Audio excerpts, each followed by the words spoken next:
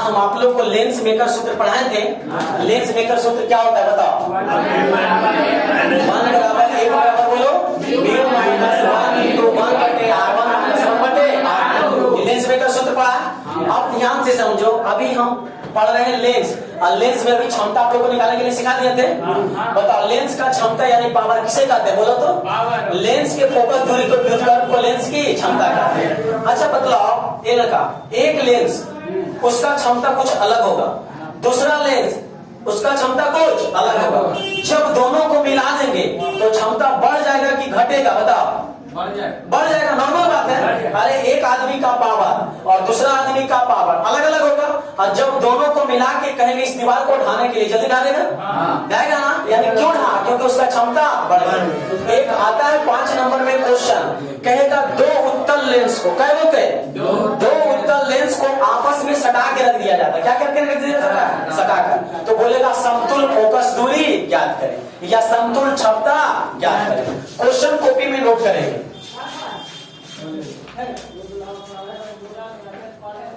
लिखा गया, समझो। क्वेश्चन है दो उत्तल लेंस को आपस में क्या करके रख रहे हैं? सटा के रख रहे हैं, तो उसका समतुल फोकस दूरी ज्ञात करें। अच्छा लेंस होगा तो उसका कुछ ना कुछ फोकस दूरी होगा कि नहीं होगा? तो दोनों लेंस का फोकस दूरी हम अलग अलग मान लेंगे। कोई ध्यान से देखो, इसका स्केच ड्रॉ करते हैं जो। अच्छा कोई एक उत्तल लेंस लिए जिसका नाम हम दे दिए L1। लेंस को सूचित L से करते इसलिए पहला लेंस आया, तो इसका नाम क्या दे दिए? L1।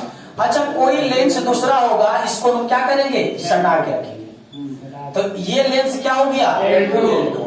यानी लेंस क्या हो गया? L2। अच्छा दोनों लेंस है, लेंस L1 और L2 आपस में इसको सटा दिए, तो कुछ ना कुछ इसका फोकस दूरी होगा।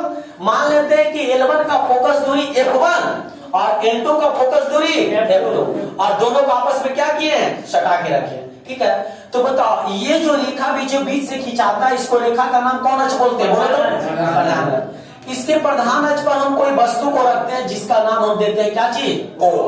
वस्तु O माने होता ऑब्जेक्ट। क्या होता है? ऑब्जेक्ट। ऑब्जेक्ट मतलब क्या चीज? वस्तु। इस वस्तु का प्रतिबिंब बनने के लिए कम से कम कितना किरण? 2 किरण, जिसमें से एक किरण को हमने गुजार दिया किससे? प्रधान अक्ष से। तो हम जानते हैं कि जो किरण प्रधान अक्ष से गुजारती है, यानी कौन अक्ष? प्रकाशीय केंद्र से गुजरता है, प्रकाशीय केंद्र से निर्गत कर जाता है कि नहीं? क्योंकि तुम लोग को जब अपवर्तन का क्लास स्टार्ट किए थे तो आप लोग को बताए थे कि लेंस का वह कौन सा ऐसा भाग है जिससे प्रकाश की किरण का अपवर्तन नहीं होता? प्रकाशीय केंद्र। क्या चीज होता है? प्रकाशीय केंद्र। कब? इधर देखो, पहला किरण को हमने कहां से गुजारा? प्रधान अक्ष से सीधा निकल गया। दूसरा किरण को हमने गुजारा लेंस L1। कहां गुजारा? Lens L1। अच्छा जरा सोचो, लेंस L1 लिख दिए, यदि लेंस L2 नहीं होता तो इससे लेंस है तो इससे कुछ ना कुछ अपवर्तन होता। तो अपवर्तन के बाद मान लिया जाए ये किरण यहाँ पे इसका प्रतिबिंब बना, कहीं बन गया। तो बताओ यहाँ पे इसका प्रतिबिंब बना, इसलिए इसको हम डैश से मिलाएं तो क्या लिखेंगे? B डैश लिखेंगे कि नहीं? अच्छा ये लेंस L1 से अपवर्तन हुआ। अच्छा लेंस L2 भी है ना? L2 भी है ना? अगर जरा सोचो लेंस L2 है तो इससे भी अपवर्तन होता तो किरण को मोड़ता।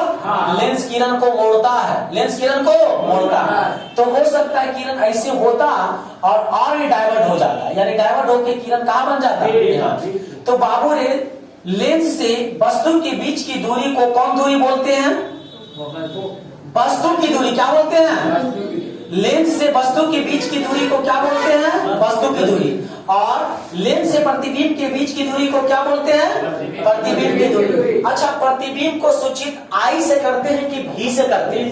I से। I for image, I for image. इसलिए भी ना लिख करके हम यहाँ I लिख सकते हैं, यानी I जैसे क्या चीज? I। अरे बाबू दर्पण से प्रतिबिंब की दूरी को क्या लिखते हैं? V। और दर्पण से प्रतिबिंब की दूरी डैश है तो इसलिए क्या लिखेंगे? बनावट हमने लिख दिया, आप लोग को समझ में नहीं आया। समझो बनावट क्या बोल रहे हैं। माना कि दो उत्तल लेंस L1 और L2 को आपस में सटाकर रखा गया, जिसका फोकस दूरी F1 और कितना है? F2 है। इसके प्रधान अक्ष पर कोई बिंदु वस्तु O रखी गई है, जिससे चलने वाली प्रकाश की किरण लेंस L1 पर आपतित होता है। यदि लेंस L2 अनुपस्थित होता तो लेंस L1 से अपवर्तन के बाद वस्तु का प्रतिबिंब कहां पर बनता? आई डैश पर। आई डैश पर बना यह प्रतिबिंब लेंस L2 के लिए किसकी तरह कार्य करता है? आभासी वस्तु की तरह कार्य करता है। अतः लेंस L2 से अपवर्तन के बाद वस्तु का अंतिम प्रतिबिंब कहां बनता है? आई पर बनता है। बाबू जब मैं लेंस बेकर सूत्र पढ़ा रहा था ना तो इतना बात वहां पर भी बोला था, बोले थे कि नहीं? और यहाँ पर भी लिखेंगे। तो आप लोग स्केच बनाएंगे और बनावट लिख के रेडी रहेंगे। माना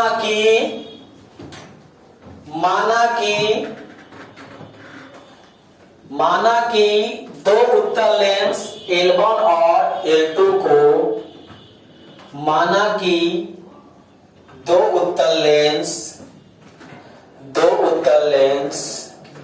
L1 और L2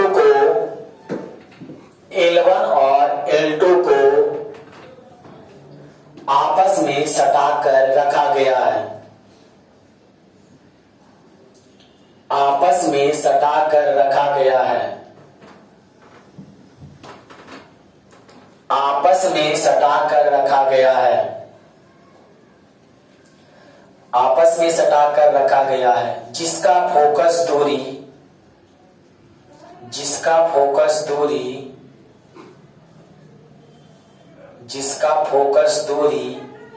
F1 और F2 है। जिसका फोकस दूरी F1 और F2 है।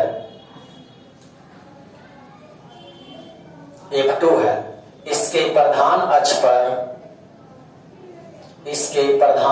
पर कोई बिंदु वस्तु, इसके प्रधान अक्ष पर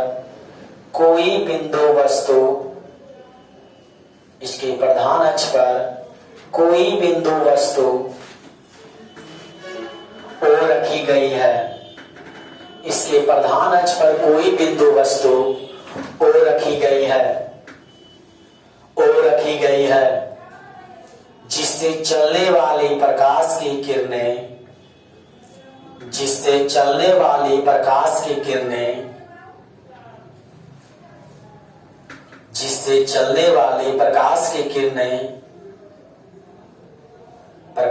किरणें लेंस L1 पर आपतित होता है। लेंस L1 पर आपतित होता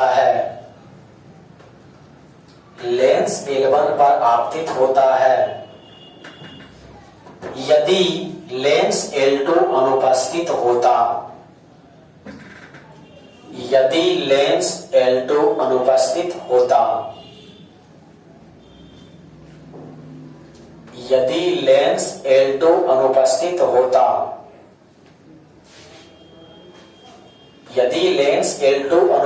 होता तो लेंस L1 से अपवर्तन के बाद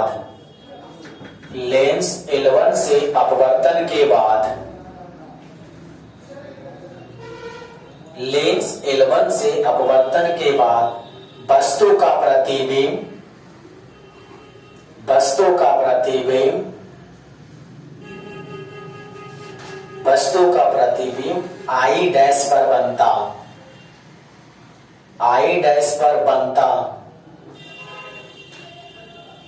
वस्तु का प्रतिबिंब I डैश पर बनता। I डैश पर बना या प्रतिबिंब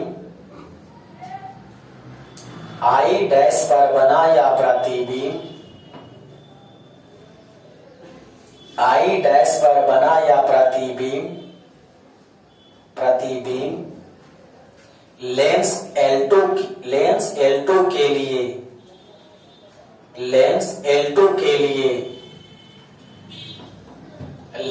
L2 के लिए आभासी वस्तु की तरह कार्य करता है। लेंस L2 के लिए आभासी वस्तु की तरह कार्य करता है। लेंस L2 के लिए आभासी वस्तु की तरह कार्य करता है। अतः लेंस L2 से अपवर्तन के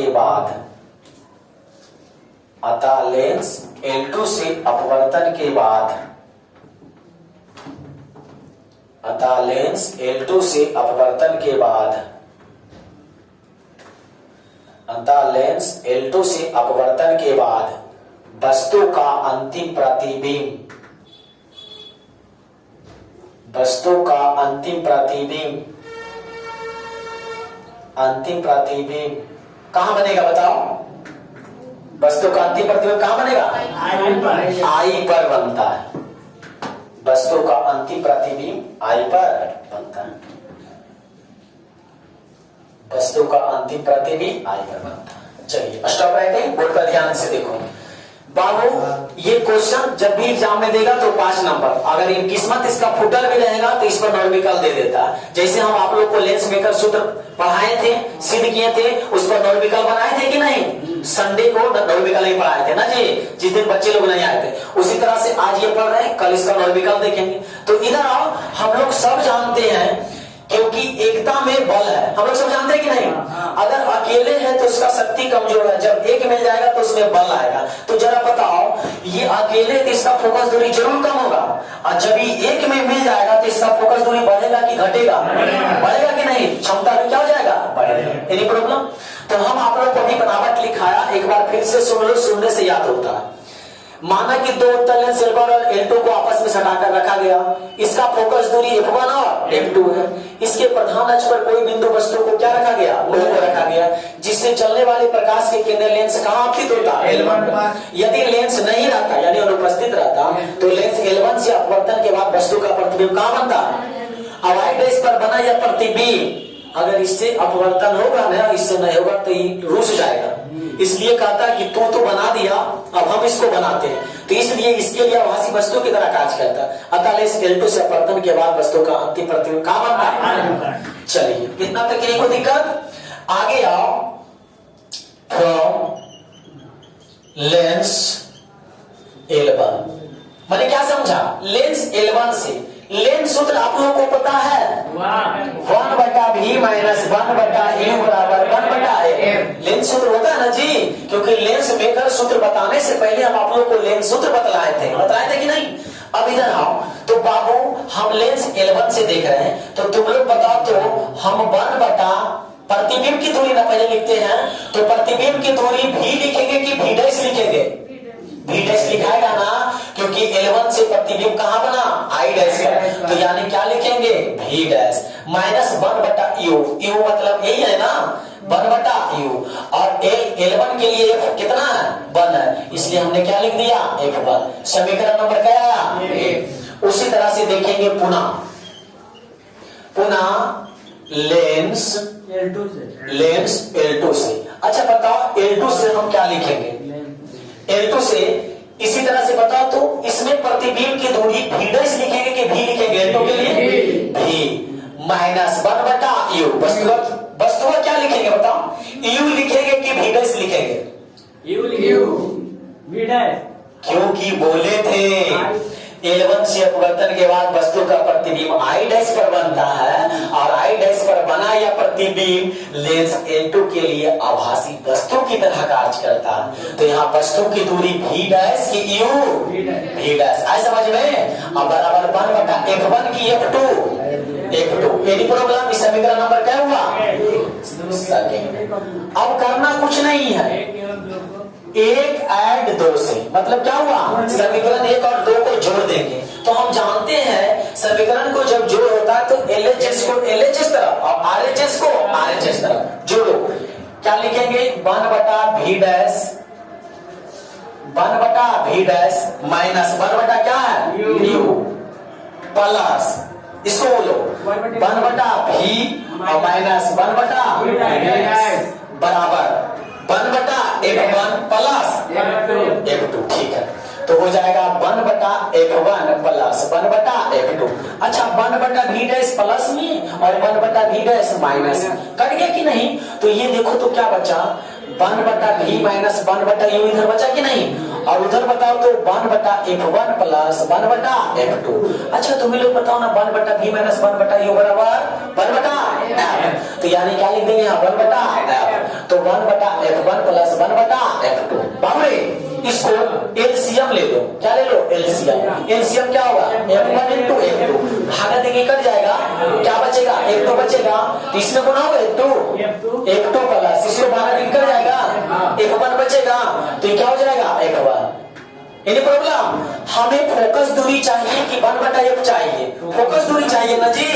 तो बताओ इसको उलट देते हैं, तो ये उल्टे के ऊपर चल जाएगा, तो ये भी तो उल्टे के तो ऊपर जाएगा, यानी f1 इंटू f2 बटा f1 plus f2। Any problem? तो बताओ समतुल फोकस दूरी कितना होगा? f1 इंटू f2 बटा f1 प्लस f2। क्वेश्चन अगर भी कल में देगा कि एक उत्तल लेंस की फोकस दूरी 10 सेंटीमीटर तथा दूसरा उत्तल लेंस की फोकस दूरी 20 सेंटीमीटर, इसे सटा के रख दिए तो समतुल फोकस दूरी डायरेक्ट फॉर्मूला नहीं रख देंगे f1 f2 के मान। यहां तक कि नहीं कोई दिक्कत? चलिए इसको नोट कीजिए, समझो अब आगे। बताओ जब दो उत्तल लेंस को आपस में सटा कर रखेगा तो फोकस दूरी पूछेगा, बतला देगा। बोलो एक बराबर क्या होगा? फॉर्मूला बताओ। f1 इंटू f2 बटा f1 प्लस f2। अच्छा, आप लोग को हम पढ़ाए थे लेंस का क्षमता किसे कहते हैं, तो बताए थे लेंस के फोकस दूरी को विद्युत को क्या कहते हैं? लेंस की क्षमता। तो बताओ तो 1/f बराबर p लिख सकते हैं? p लिखेंगे कि नहीं? 1/f बराबर p लिख सकते हैं ना? बराबर 1/f1 बराबर इसको हम p1 लिख सकते हैं। बोलो लिख सकते हैं कि नहीं? क्योंकि लेंस के फोकस दूरी को विद्युत को लेंस की क्या कहते हैं? क्षमता। अच्छा, प्लस इसको हम क्या लिख सकते हैं? p2 लिख सकते हैं। बाबू रे, तो यहां से पता चला कि जब दो उत्तल लेंस को आपस में सटा के रखेंगे तो उसका क्षमता अलग अलग दिल रहेगा, तो उसका समतुल क्षमता कितना होगा? दोनों के जोड़ देंगे। कहेगा एक उत्तल लेंस की क्षमता 3 डायोप्टर, दूसरा का 5 डायोप्टर, तो जब दोनों के जोड़ेंगे तो कै डायोप्टर? 8 डायोप्टर। इसलिए फॉर्मूला डायरेक्ट लगेगा, यानी p बराबर क्या होगा? p1 plus p2। तो फोकस दूरी की क्षमता हो गया। चलिए इसको नोट कीजिए, इधर ध्यान से समझो। अभी हम आप लोग को जो ये थ्योरी पढ़ाए हैं, ये कम से कम इससे 10 नंबर का प्रश्न बनेगा। ये तो पूछेगा तो 5 नंबर में, लेकिन हम कहते जिंदगी में कहियो ने पूछा आना पूछेगा। हाँ, लेकिन तुम लोग को ये बताएं, बार बार बोलते हैं कि पढ़ाई का मकसद 2 होता है। अगर तुम चाहते हैं कि हम अपने लाइफ को कम उम्र में कैसे सेटल करें, तो पढ़ने का मतलब सारा चीज को देखना पड़ेगा। लेकिन तुम ये चाहता है कि सिर्फ हम बिहार बोर्ड में 400 साढ़े 400 नंबर लाके और एक रहेगा स्थान प्राप्त करके, जिला टॉप करके या स्टेट टॉप करके या स्कूल टॉप करना सिर्फ चाहता है, तो इस सब पर ज्यादा ध्यान नहीं देना। सारा चीज बताते हैं। सिर्फ अगर तुमको चाहता है कि हमें स्कोर टॉप करना है तो ये सब मत पढ़ना, कोई फायदा नहीं है, ये सब नहीं एग्जाम में आता।